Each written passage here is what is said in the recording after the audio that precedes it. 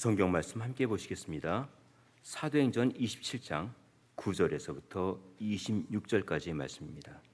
신약성경으로 235면입니다. 교독하도록 하시겠습니다. 여러 날이 걸려 금식하는 절기가 이미 지났으므로 행선하기가 위태한지라 바울이 저희를 권하여 여러분이여 내가 보니 이번 행선이 하물과 배만 아니라 우리 생명에도 타격과 많은 손해가 있으려 하되 백부장이 선장과 선주의 말을 바울의 말보다 더 믿더라. 그 항구가 과동하기에 불편하므로 거기서 떠나 아무쪼로 베니스에 가서 과동하자 하는 자가 더 많으니 베니스는 그레데 항구라. 한편은 동북을 한편은 동남을 향하더라. 남풍이 순하게 불매 저희가 득이한 줄 알고 닷을 감아 그레데 해변을 가까이 하고 행선하더니 얼마 못되어 섬 가운데로서 유라굴로라는 광풍이 대작하니 배가 밀려 바람을 맞춰 갈 수 없어 가는 대로 두고 쫓겨가다가 가우다라는 작은 섬 아래로 지나 간신히 거루를 잡아 끌어올리고 줄을 가지고 선체를 둘러감고 수르디사에 걸릴까 두려워 연장을 내리고 그냥 쫓겨가더니 우리가 풍랑을 심히 애쓰다가 이튿날 사공들이 짐을 바다에 풀어버리고 사흘째 되는 날에 배의 기구를 저희 손으로 내어 버리느라 여러 날 동안 회와 발이 보이지 아니하고 큰 풍랑이 그대로 있음에 구원의 영광이 다 없어졌더라.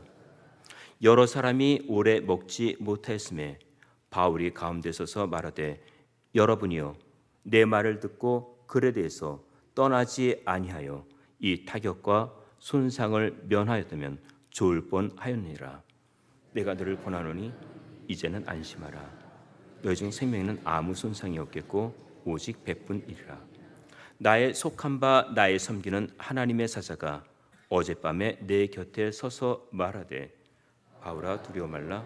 내가 가이사 앞에 서야겠고 또 하나님께서 너와 함께 행선한 자를 다 내게 주셨다 했으니 그러므로 여러분이여 안심하라. 나는 내게 말씀하신 그대로 되리라고 하나님을 믿노라. 아멘. 우리가 사는 이 세상을 광야와 같은 세상, 나그네와 같은 세상, 바다를 항해하는 세상이라고 부르고 있습니다.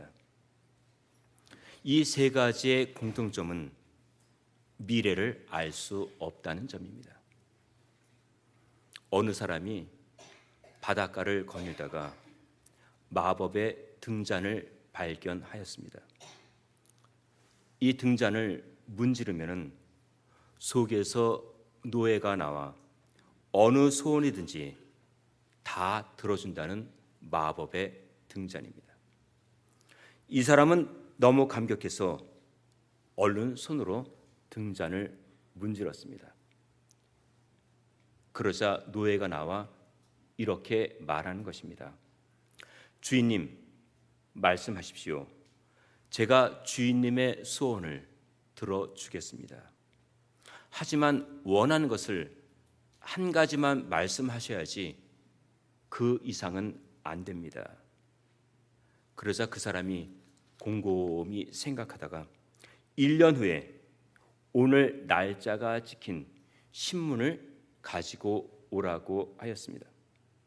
1년 후 주식시장의 주가를 미리 알 수 있다면 거기에 투자를 해서 많은 수익을 올릴 수 있기 때문입니다. 잠시 후 노예가 1년 뒤에 신문을 가지고 왔습니다.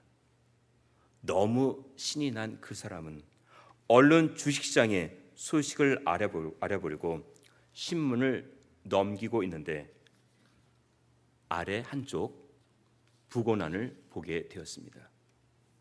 그래서 자세히 보니까 그 부고난에 기록된 이름이 바로 자신이었습니다.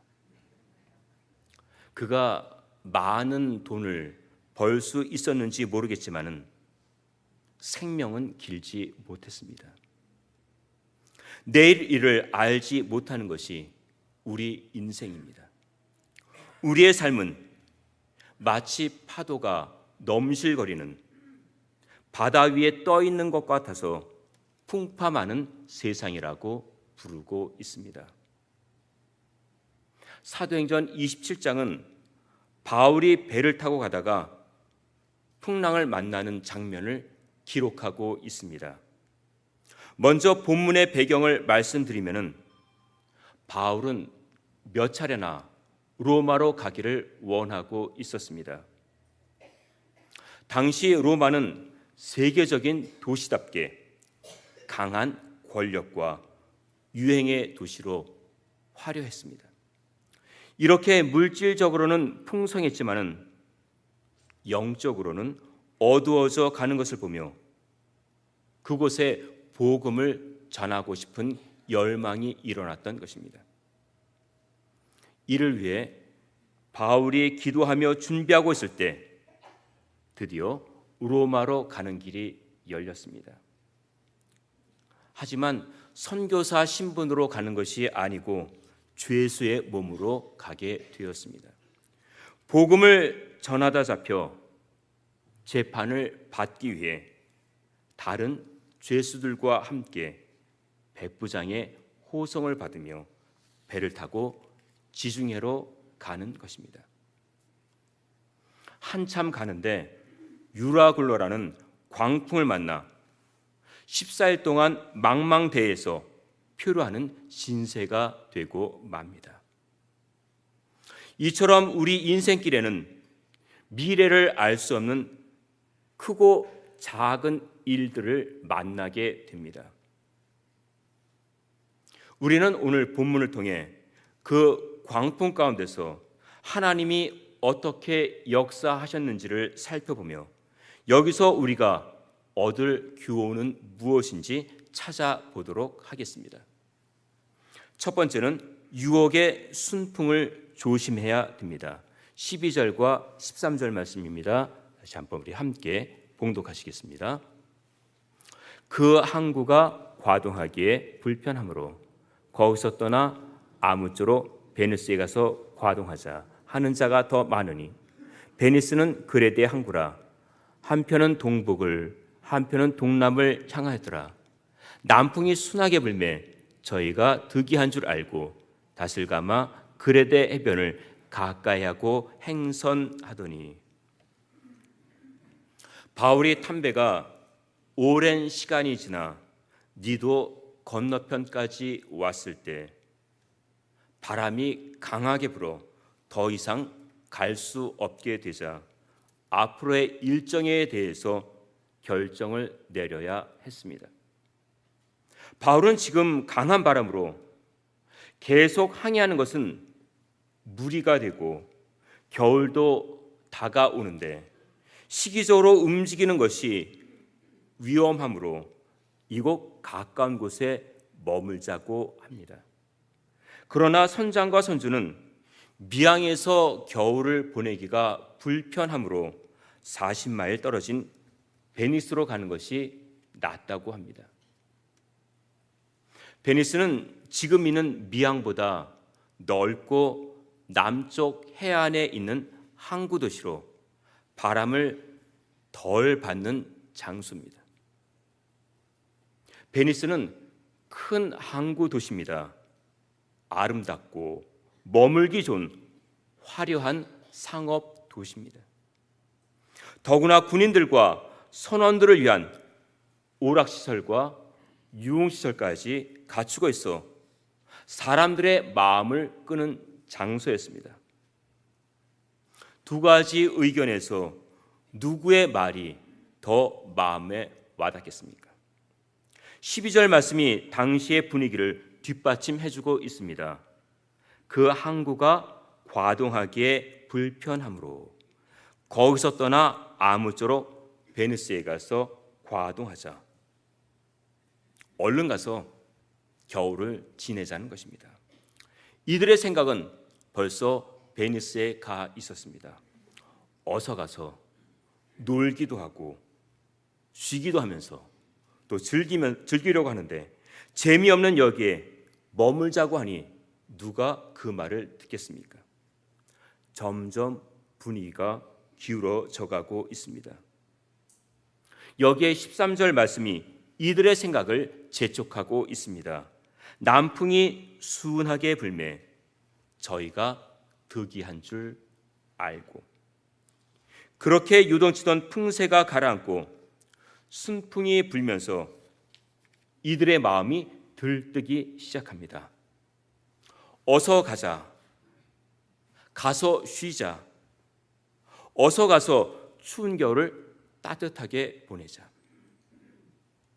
백부장까지 선장의 말을 신뢰한 상태에서 계속해서 항해하자 얼마 가지 못하고 유라굴로라는 광풍을 만나게 됩니다. 276명의 승객은 갑자기 몰려오는 광풍 앞에 추위와 공포로 떨어야 했고 배에 실었던 기구들은 다 버려야 되는 신세가 되고 말았습니다.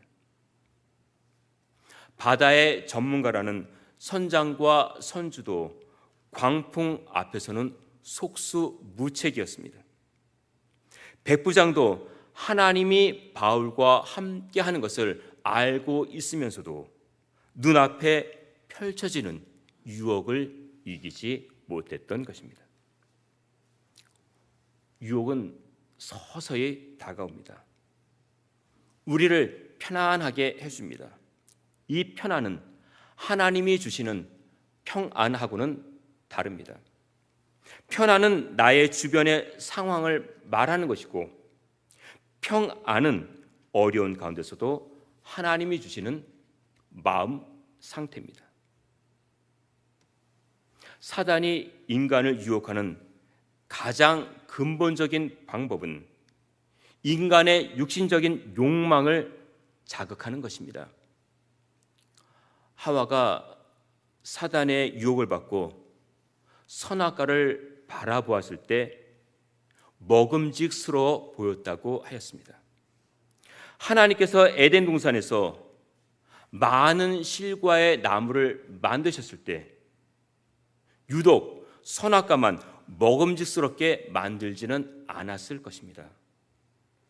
창세기 2장 9절에 보면은 에덴 동산의 모든 나무의 실과가 아름답고 먹기에 좋았다고 하였습니다.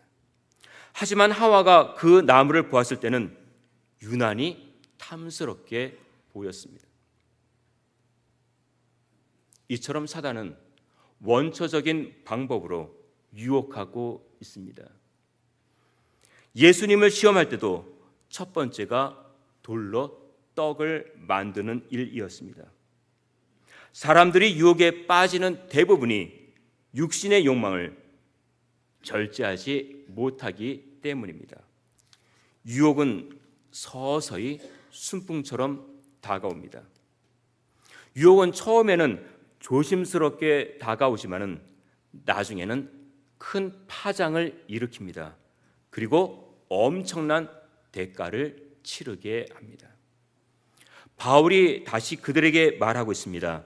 21절과 22절에 보면은 당신들이 내 말을 듣고 글에 대해서 떠나지 않았으면은 이 타격과 손상을 입지 않았을 텐데 그러나 안심하십시오.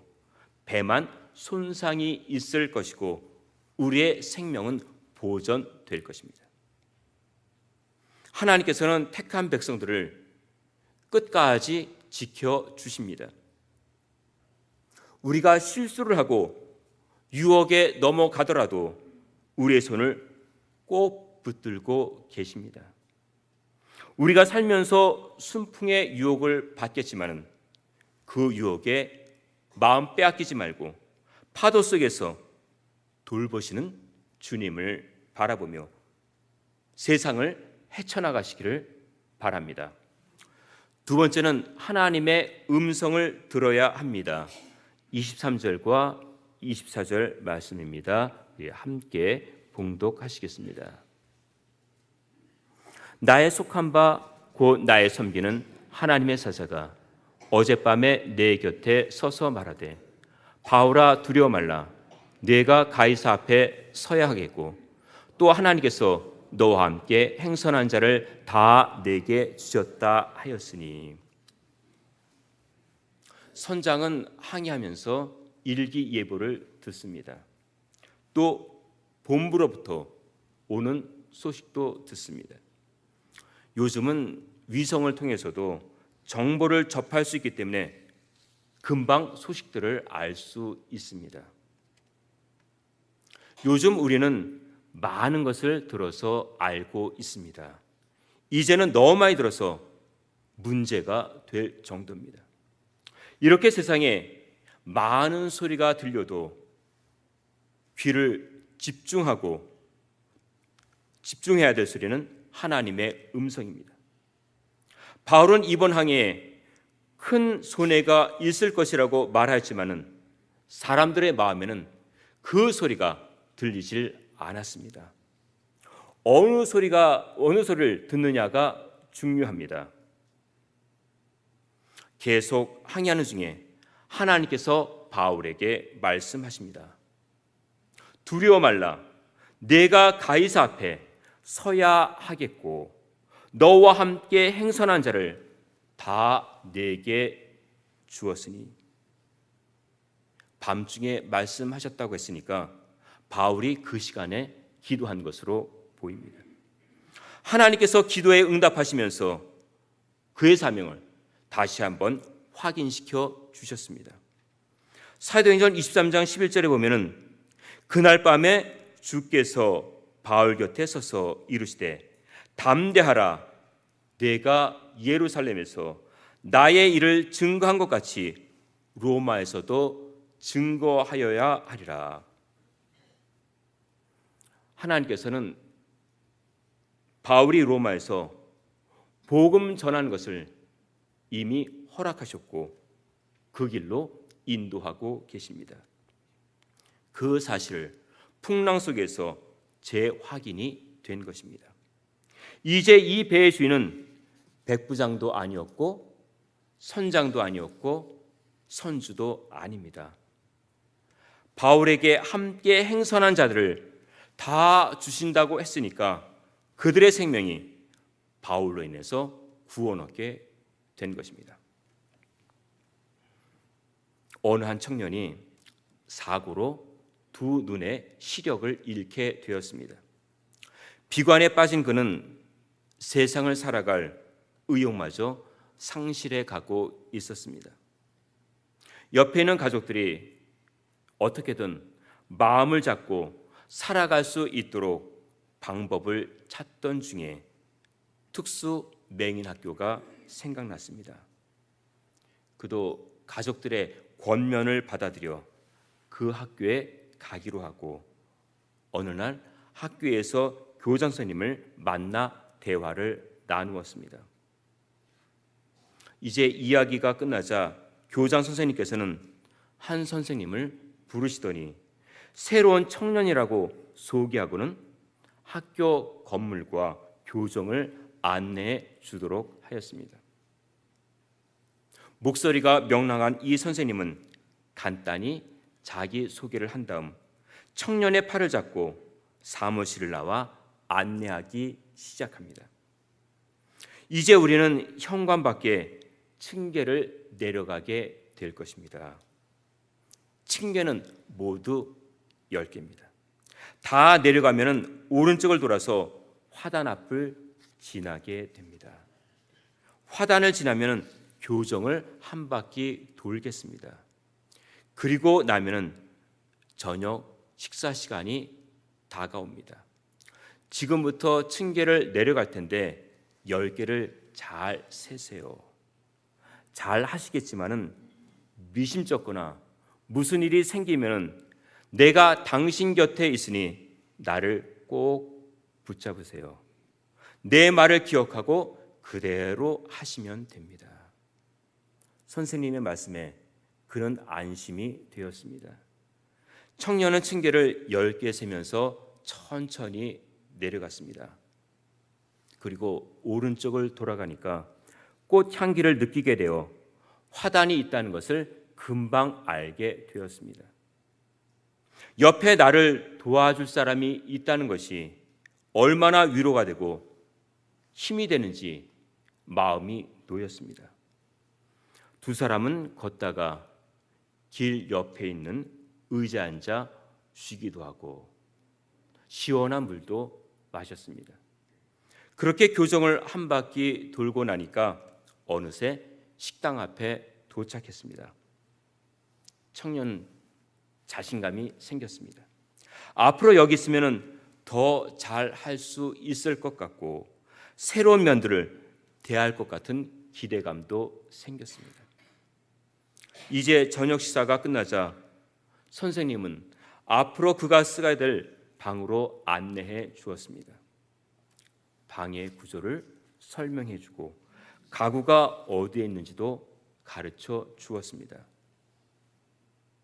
모든 안내가 끝났는지 선생님은 잠시 앉아 청년을 격려하고는 일어나려고 합니다. 그때 청년이 말합니다. 선생님, 감사합니다. 선생님의 사랑과 친절은 저에게 많은 힘이 되었습니다. 제가 이 학교에서 생활하면 세상을 자신감 있게 살 수 있을 것 같습니다. 그리고 저 같은 맹인의 입장을 잘 이해해 주시고 받아주셔서 정말 감사합니다. 그러자 선생님이 대답을 합니다. 저는 학생의 입장을 누구보다 잘 이해합니다. 왜냐하면 저도 앞을 보지 못하는 맹인이기 때문입니다. 우리가 이런 말을 합니다. 당신은 저를 이해하지 못합니다. 당신도 이런 일 겪어보셨어요? 이런 일 해보셨어요? 이 세상에서 어느 누구보다 나 입장을 잘 알아주시고 이해해 주시는 분은 바로 주님이십니다. 예수님은 이 땅에 육신의 몸을 입고 오셔서 인간이 겪어야 할 모든 것을 다 겪으셨기 때문입니다. 예수님은 나의 고통과 눈물과 슬픔을 아십니다. 내가 처한 입장과 처지를 잘 알고 계십니다. 언제든지 나를 받아주시고 위로해 주십니다. 나를 위해 고난받으셨고 십자가 지셨고 생명까지 바치셨기 때문에 나를 사랑하십니다. 바울이 풍랑 속에서 간구하고 있습니다. 자신의 생명과 함께 탄 사람들의 생명을 위해 그리고 무사히 로마로 도착하기 위해 간절히 기도하고 있습니다. 하나님께서는 그 기도에 응답하시면서 그들의 생명을 지켜주셨습니다. 하나님은 우리를 붙들어 주시고 말씀하시며 인도해 주십니다. 내 앞에 여러 일들이 놓여 있지만은 낙심하지 말고 기도하면서 하나님의 인도하심을 따르시기를 바랍니다. 세 번째는 하늘의 소망을 가져야 합니다. 우리가 인생을 항해할 때 첫 번째는 유혹의 순풍을 조심해야 하고 두 번째는 하나님의 음성을 들어야 한다고 했습니다. 이제 세 번째, 하늘의 소망을 가져야 할 것에 대해서 말씀드리겠습니다. 25절입니다. 함께 봉독하시겠습니다. 그러므로 여러분이요 안심하라. 나는 내게 말씀하신 그대로 되리라고 하나님을 믿노라. 유라굴로라는 태풍을 만나 배가 흔들리자 사람들이 배에 실었던 짐과 기구들을 바다에 던집니다. 이제는 자신의 생명을 지키기 위해 모든 것을 버려야 합니다. 누구든지 커다란 풍랑을 만나게 되면 세상의 것들은 무익해집니다.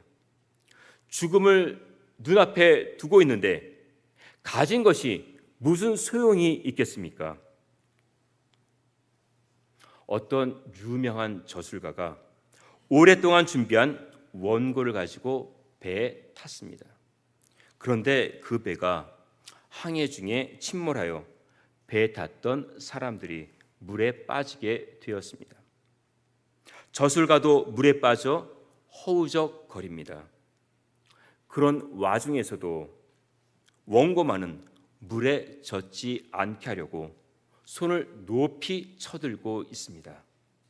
이렇게 한 손에는 원고를 들고 다른 한 손으로는 중심을 잡으며 힘겹게 물 위에 떠 있는데 어디선가 살려달라는 소리가 들려옵니다. 바로 뒤에서 한 아이가 물에 빠져 외치는 것입니다.